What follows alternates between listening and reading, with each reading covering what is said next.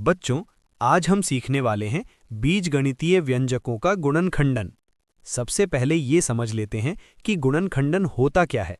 मान लो हमारे पास एक जोड़ वाला बड़ा व्यंजक है और हमें उसे ऐसे छोटे छोटे हिस्सों में तोड़ना है जिनका आपस में गुणा करके वही मूल व्यंजक वापस मिल जाए।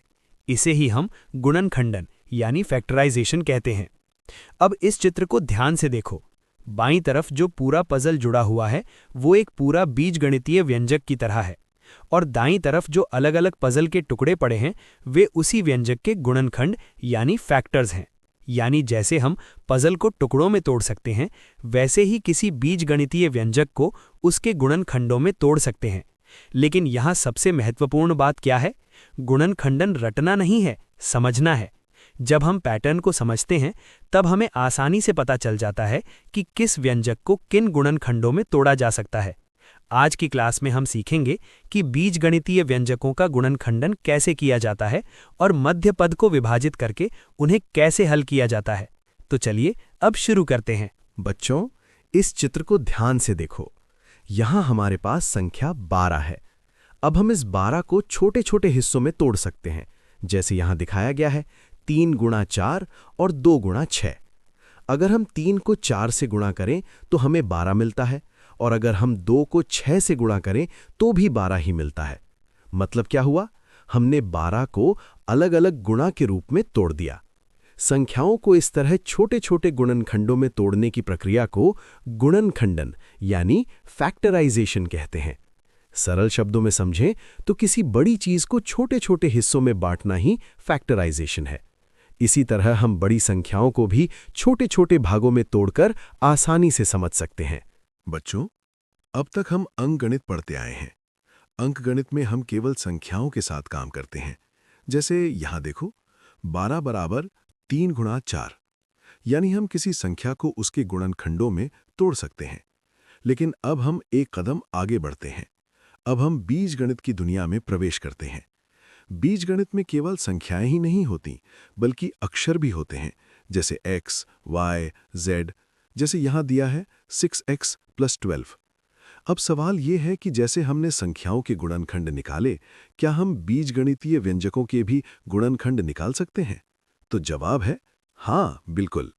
अब हम सीखेंगे कि अलजेब्रिक एक्सप्रेशंस को भी कैसे छोटे छोटे फैक्टर्स में तोड़ा जाता है। चलिए आगे देखते हैं कि ये कैसे किया जाता है। बच्चों, इस स्लाइड को ध्यान से देखिए। यहां हमें बताया गया है कि गुणनखंडन यानी फैक्टराइजेशन वास्तव में गुणा की उल्टी प्रक्रिया होती है। मान लीजिए हमारे पास ये व्यंजक है 6 × x + 2। जब हम इसे गुणा करते हैं तो 6 को ब्रैकेट के अंदर की दोनों संख्याओं से गुणा करते हैं, यानी 6 × x = 6x और 6 × 2 = 12। इस तरह हमें मिलता है 6x + 12।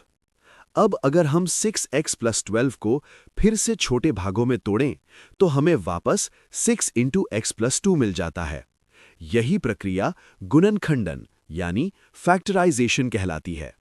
सरल शब्दों में कहें तो फैक्टराइजेशन मल्टीप्लिकेशन की रिवर्स प्रोसेस है। सार्वनिष्ठ गुणनखंड विधि यानी कॉमन फैक्टर मेथड। इस विधि में हम सबसे पहले ये देखते हैं कि दोनों पदों में क्या चीज एक जैसी यानी कॉमन है। यहां हमारे पास व्यंजक है ax + ay।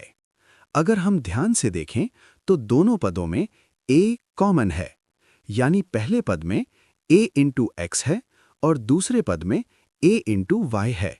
अब क्योंकि a दोनों में कॉमन है तो हम a को बाहर निकाल सकते हैं। जब हम a को बाहर निकालते हैं तो ब्रैकेट के अंदर x + y बचता है। इस तरह हमें मिलता है a × x + y। यही प्रक्रिया कॉमन फैक्टर मेथड कहलाती है, जिसमें हम कॉमन फैक्टर को बाहर निकालकर फैक्टराइजेशन करते हैं। बच्चों, अब हम गुणनखंडन का एक उदाहरण देखते हैं। हमारे पास व्यंजक है 6x + 12। सबसे पहले हम देखते हैं कि दोनों पदों में क्या कॉमन है। स्टेप 1, हमारे पास है 6x + 12। स्टेप 2, अब हम इसे ऐसे लिख सकते हैं 6 × x प्लस 6 टाइम्स 2। यहां ध्यान दीजिए कि दोनों पदों में 6 कॉमन है। स्टेप 3, इसलिए हम 6 को बाहर निकाल सकते हैं। जब हम 6 को बाहर निकालते हैं तो हमें मिलता है 6 टाइम्स x प्लस 2। स्टेप 4, इसलिए अंतिम उत्तर होगा 6 टाइम्स x प्लस 2। यही प्रक्रिया कॉमन फैक्टर मेथड से फैक्टराइजेशन करने की होती है। इस स्लाइड में हम क्षेत्रफल मॉडल की मदद से एक बीजगणितीय अभिव्यक्ति को समझेंगे। यहां आप देख सकते हैं कि पूरा आयत 2 हिस्सों में बांटा गया है। पहला हिस्सा नीले रंग का है, जिसकी ऊंचाई 6 है और चौड़ाई x है। इसलिए इस भाग का क्षेत्रफल होगा 6 गुणा x यानी 6x। दूसरा हिस्सा नारंगी रंग का है, इसकी ऊंचाई भी 6 है लेकिन चौड़ाई 2 है। इसलिए इस भाग का क्षेत्रफल होगा 6 गुणा 2 यानी 12।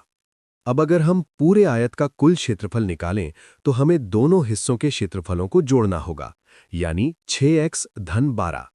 लेकिन अगर हम पूरे आयत को एक साथ देखें तो इसकी ऊंचाई 6 है और कुल चौड़ाई x धन 2 हो जाती है। इसलिए पूरे आयत का क्षेत्रफल हम ऐसे भी लिख सकते हैं 6 गुणा x धन 2।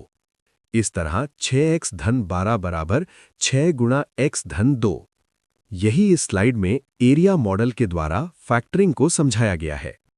इस स्लाइड में हम समूह विधि यानी ग्रुपिंग मेथड को समझेंगे, जिसका उपयोग बीजगणितीय व्यंजकों का फैक्टराइजेशन करने के लिए किया जाता है। मान लीजिए हमारे पास ये व्यंजक है ax plus ay plus bx plus by। कभी-कभी पूरे व्यंजक में कोई एक कॉमन फैक्टर नहीं मिलता। ऐसी स्थिति में हम टर्म्स को छोटे-छोटे समूहों में बांट देते हैं। यहां हम पहले 2 पदों को एक समूह बनाते हैं, ax प्लस ay, इसे हम ग्रुप 1 कहते हैं, और अगले 2 पदों को दूसरा समूह बनाते हैं, bx प्लस by, ये ग्रुप 2 है। अब अगर हम ध्यान से देखें तो ग्रुप 1 में a कॉमन है, इसलिए इसे हम लिख सकते हैं a into X plus Y. इसी तरह ग्रुप 2 में b कॉमन है, इसलिए यह बन जाएगा b into X plus Y. अब दोनों पदों में x प्लस वाई कॉमन हो गया, तो अंत में हम इसे फैक्टर कर सकते हैं a plus B into X plus Y. यही है ग्रुपिंग मेथड का मुख्य विचार। जब पूरे व्यंजक में कुछ कॉमन न दिखे तो पहले टर्म्स के समूह बनाओ, फिर उनमें से कॉमन फैक्टर निकालो। बच्चों, एक बहुत कॉमन गलती होती है जब हम 4x प्लस 4 का गुणनखंडन करते हैं। कई छात्र सोचते हैं कि इसका उत्तर 4x होगा, लेकिन ध्यान दीजिए ये गलत है। अब इसे धीरे धीरे समझते हैं। पहला पद है 4x, इसका मतलब होता है 4 मल्टीप्लाइड बाय x। दूसरा पद है 4, इसे भी हम लिख सकते हैं 4 मल्टीप्लाइड बाय 1। अब दोनों पदों में एक चीज कॉमन है, 4। जब हम 4 को कॉमन बाहर निकालते हैं तो अंदर क्या बचेगा? पहले पद से बचेगा x और दूसरे पद से बचेगा 1। इसलिए सही गुणनखंडन होगा 4 इंटू एक्स प्लस 1। याद रखने की एक छोटी सी ट्रिक है, 1 को कभी मत भूलना। अब देखते हैं कि गुणनखंडन का उपयोग असल जिंदगी में कहाँ होता है। मान लीजिए हमारे पास किसी जमीन का कुल क्षेत्रफल दिया हुआ है। यहाँ क्षेत्रफल दिया है एक्स स्क्वायर प्लस 5x, लेकिन हमें उस जमीन की लंबाई और चौड़ाई पता करनी है। जैसा कि हम जानते हैं, आयत का क्षेत्रफल बराबर लंबाई गुणा चौड़ाई होता है, इसलिए हमें एक्स स्क्वायर प्लस 5x का गुणनखंडन करना होगा। ध्यान से देखिए, दोनों पदों में x कॉमन है। अगर हम x को कॉमन बाहर निकालें तो हमें मिलता है x प्लस 5। अब इसका मतलब क्या हुआ? इसका मतलब है कि जमीन की डायमेंशंस हो सकती हैं लंबाई बराबर x प्लस 5 और चौड़ाई बराबर x। यानी अगर हमें कुल क्षेत्रफल का इक्वेशन पता हो तो हम गुणनखंडन की मदद से उसकी लंबाई और चौड़ाई आसानी से निकाल सकते हैं। इसीलिए अलजेब्रा सिर्फ किताबों तक सीमित नहीं है, बल्कि असल जिंदगी की समस्याओं को समझने और हल करने में भी बहुत काम आता है। अब अंत में आज की पूरी सीख को एक छोटी सी समरी में समझ लेते हैं। पहली बात, हमेशा उल्टा सोचें। याद रखिए, फैक्टराइजेशन दरअसल रिवर्स मल्टीप्लिकेशन है, यानी जो चीज़ मल्टीप्लाई होकर बनी है उसे वापस फैक्टर्स में तोड़ना ही फैक्टराइजेशन है। दूसरी महत्वपूर्ण बात, हमेशा सबसे पहले कॉमन फैक्टर ढूंढें। अक्सर सवाल का सबसे आसान हल यहीं से शुरू होता है। तीसरी बात, अगर एक्सप्रेशन में 4 टर्म्स हों तो उन्हें 2-2 के समूह में बांटकर ग्रुपिंग मेथड का उपयोग करें। इससे फैक्टराइजेशन करना काफ़ी आसान हो जाता है। और आखिरी लेकिन बहुत ज़रूरी स्टेप, हमेशा अपने उत्तर को चेक करें। जो फैक्टर्स आपने निकाले हैं उन्हें वापस मल्टीप्लाई करके देखिए कि क्या वही ओरिजिनल एक्सप्रेशन मिल रहा है या नहीं। अगर वही एक्सप्रेशन वापस मिल जाए तो समझिए आपका उत्तर बिल्कुल सही है। अगर आपको ये वीडियो समझ में आया हो और इससे आपको कुछ नया सीखने को मिला हो, तो वीडियो को ज़रूर लाइक करें।